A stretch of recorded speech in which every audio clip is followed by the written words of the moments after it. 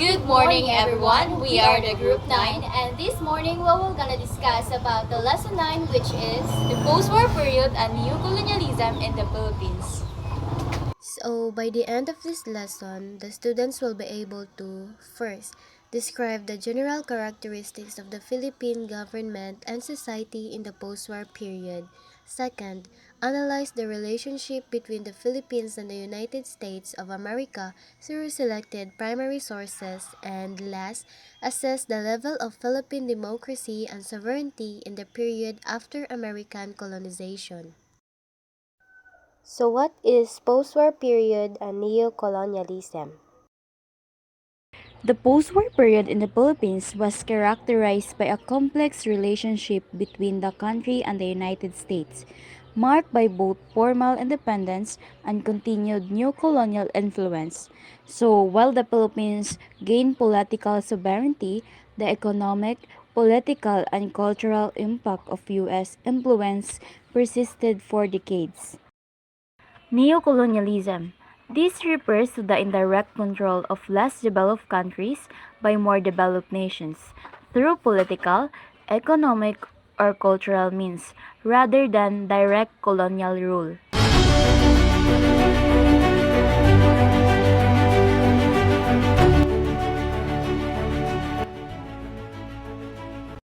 On July 4, 1946 is the day when the Philippines became the newly independent country from its former colonizer, the United States of America.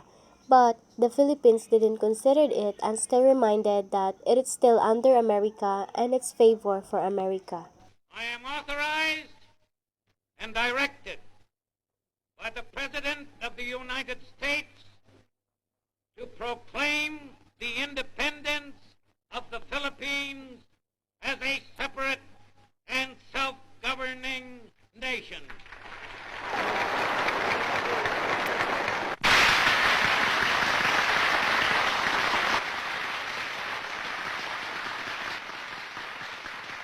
So, this lesson is important because it explains that even after independence, the Philippines was still influenced by America. And this is called neocolonialism because this means that the country is free on paper but still depends on another country for money, military, and decisions. And there are three primary sources that are useful in painting the picture of the Philippines during this period.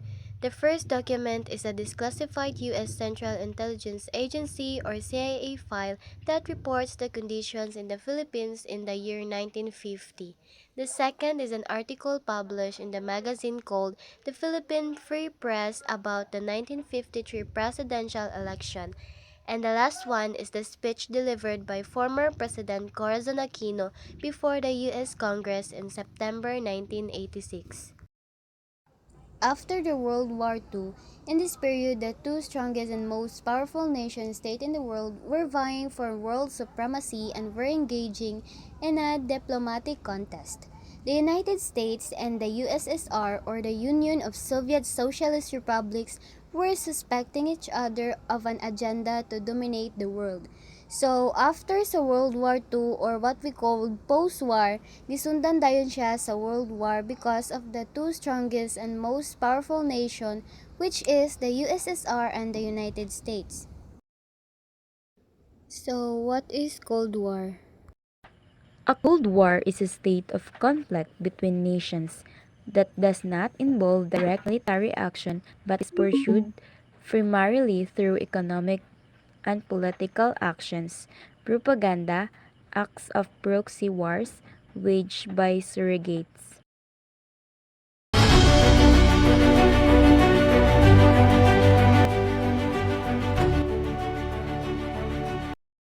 The Philippine government was corrupt. Many people were poor and landless, and the Hukbalahap rebels were getting stronger, and America was afraid that the Philippines might turn communist because this was the time of Cold War.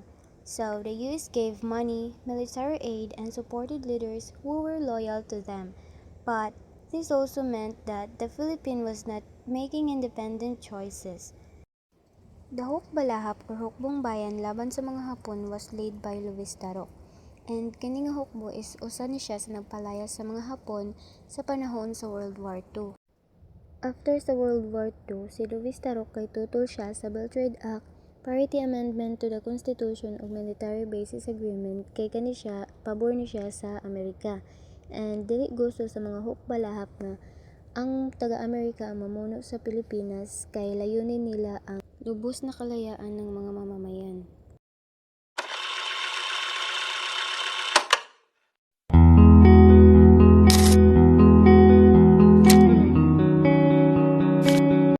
Leon Ortiz is a Filipino journalist, and his article "It's Up to You Now" meant that after independence, Filipinos should not depend on America. It was our responsibility to fix our problems, fight corruption, and build the nation. But many leaders still dependent to US. So TY's message reminds us that real freedom means taking responsibilities in ourselves. Just a few years after independence in 1946, the country faced challenges of democracy, corruption, and foreign influence. Election during this time reflected what the struggles and hopes of the Filipino people.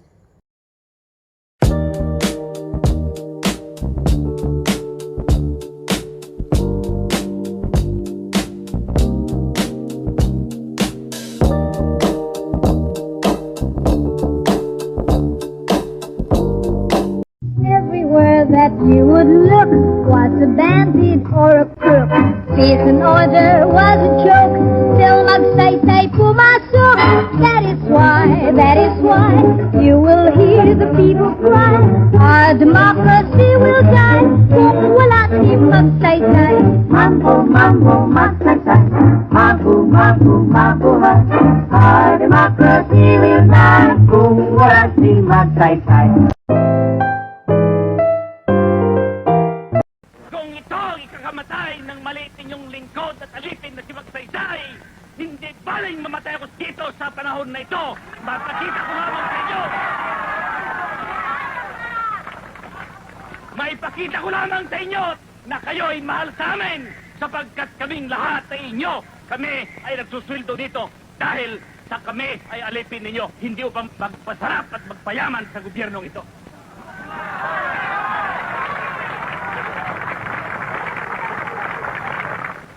Mga kababayan, maraming administrasyon na nagdaan. Marami ng presidente ang mga nagdaan at marami ng kongreso ang mga nagdaan. Ngunit yan land reform bill na tinatawag, walang nakakayang gumawa niyan. Bakit?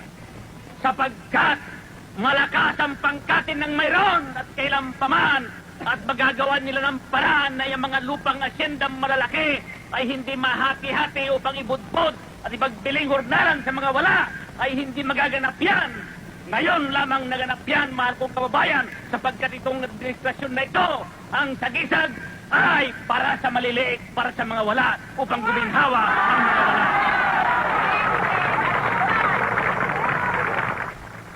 At noong araw ng maliit ninyong lingkod ay sumumpa sa luneta na maglilingkod ng tapat at buong puso at kaluluwa sa bayan at lalong-lalo na sa kapwa niyang maliliit.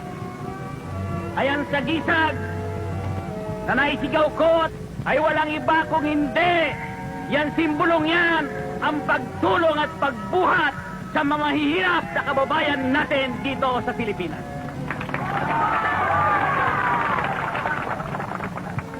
Ang paglilingkod sa gobyerno ay hindi binibilang kung ilang taon. Kung hindi, kung anong nagawa mo sa bayan, yan ang dapat natin sukatin sa isang paglilingkod sa bayan. Maaaring maging 40 taon ang isang tao sa gobyerno.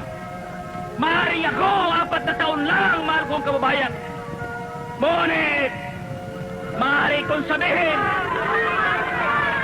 ginawa natin lahat ang kaya natin. At mahirap pala ang maglingkod sa bayan kung ibibigay mo lahat ang kaluluwa mo sa bayan. Madaling maglingkod sa bayan kung ikaw ang isipin mo ay magpapasasa, magpapayaman, magpapatakbo ng hagad yan, numero 1 ang auto mo, bibigyan mo ng 5 bandera, madali yan. Ngunit kung iniisip mo, araw at gabi, ay ang mga naghihirap na mga taong walang trabaho, mga taong nagugutom, at ang dapat mong gawin sa bayan, mamamatay ka sapagkat ganyan ang nangyayari sa akin, sapagkat ang pagmamahal ko sa bayan at pagmamahal ko sa inyo, gaya ng pagmamahal ko rin sa sarili kong pamilya at sarili kong mga anak.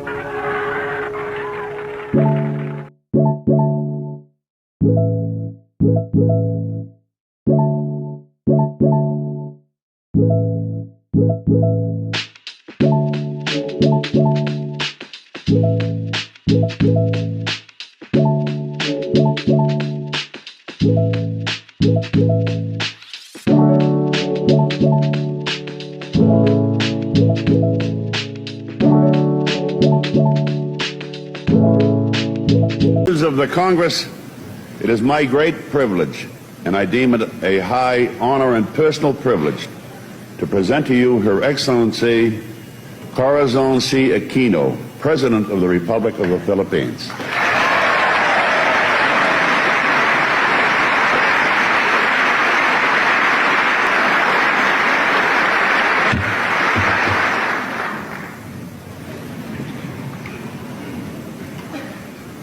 Mr. Speaker, Senator Thurmond, distinguished members of Congress.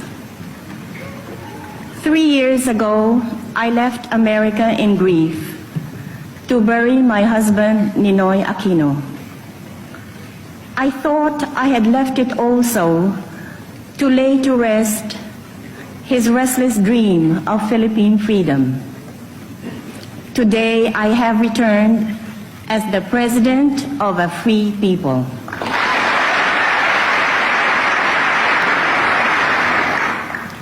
In burying Ninoy, a whole nation honored him by that brave and selfless act of giving honor. A nation in shame recovered its own. A country that had lost faith in its future found it in a faithless and brazen act of murder. So in giving we receive, in losing we find, and out of defeat we snatched our victory.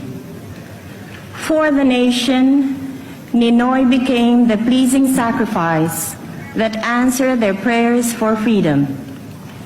For myself and our children, Ninoy was a loving husband and father. His loss 3 times in our lives was always a deep and painful one. 14 years ago this month was the first time we lost him. A president turned dictator and traitor to his oath, suspended the Constitution and shut down the Congress that was much like this one, before which I am honored to speak. He detained my husband along with thousands of others, senators, publishers, and anyone who had spoken up for the democracy as its end drew near. But for Ninoy, a long and cruel ordeal was reserved. The dictator already knew that Ninoy was not a body merely to be imprisoned, but a spirit he must break. For even as the dictatorship demolished one by one the institutions of democracy, the press, the Congress, the independence of the judiciary, the protection of the Bill of Rights, Ninoy kept their spirit alive in himself. The government sought to break him by indignities and terror. They locked him up in a tiny, nearly airless cell in a military camp in the north. They stripped him naked and held the threat of a sudden midnight execution over his head. Ninoy held up manfully under all of it. I barely did as well. For 43 days, the authorities would not tell me what had happened to him. This was the first time my children and I felt we had lost him. When that didn't work, they put him on trial for subversion, murder, and a host of other crimes before a military commission. Ninoy challenged its authority and went on a fast. If he survived it, then he felt God intended him for another fate. We had lost him again, for nothing would hold him back from his determination to see his fast through to the end. He stopped only when it dawned on him that the government would keep his body alive after the fast had destroyed his brain. And so, with barely any life in his body, he called off the fast on the 40th day. God meant him for other things, he felt. He did not know that an early death would still be his fate, that only the timing was wrong. At any time during his long ordeal, Ninoy could have made a separate peace with the dictatorship, as so many of his countrymen had done. But the spirit of democracy that inheres in our race and animates this chamber could not be allowed to die. He held out in the loneliness of his cell and the frustration of exile, the democratic alternative to the insatiable greed and mindless cruelty of the right and the purging holocaust of the left. And then we lost him irrevocably and more painfully than in the past. The news came to us in Boston. It had to be after the 3 happiest years of our lives together. But his death was my country's resurrection in the courage and faith by which alone they could be free again. The dictator had called him a nobody, yet 2 million people threw aside their passivity and fear and escorted him to his grave. And so began the revolution that has brought me to democracy's most famous home, the Congress of the United States.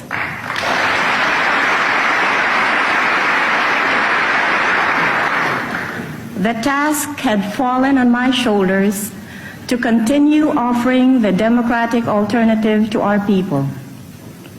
Archibald MacLeish had said that democracy must be defended by arms when it is attacked by arms, and by truth when it is attacked by lies.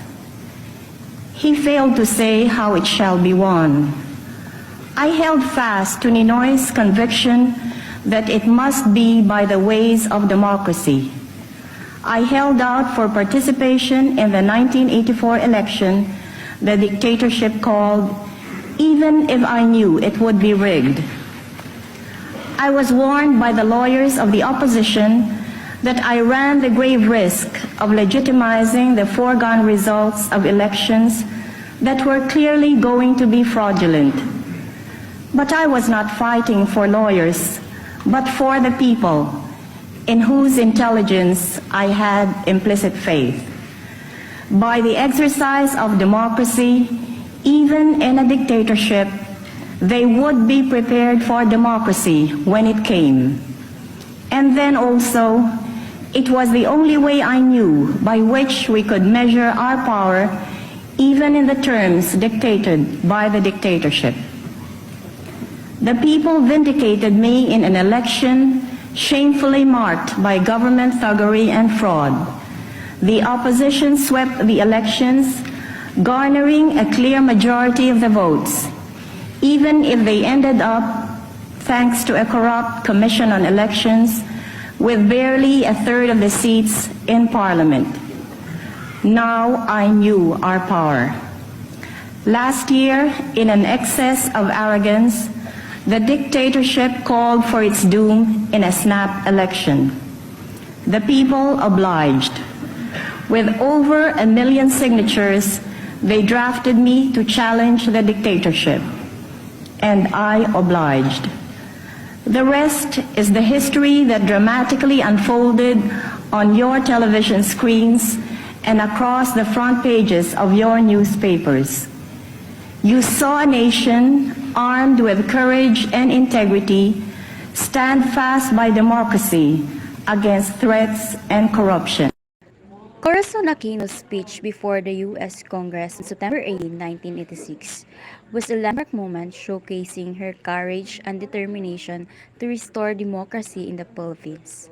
She shared her personal story, highlighted the Filipino people's desire for democracy, and appealed for U.S. aid to address the country's economic challenges. Aquino reaffirmed the Philippines' commitment to human rights and democracy, promising to honor the country's debt while prioritizing the welfare of its people.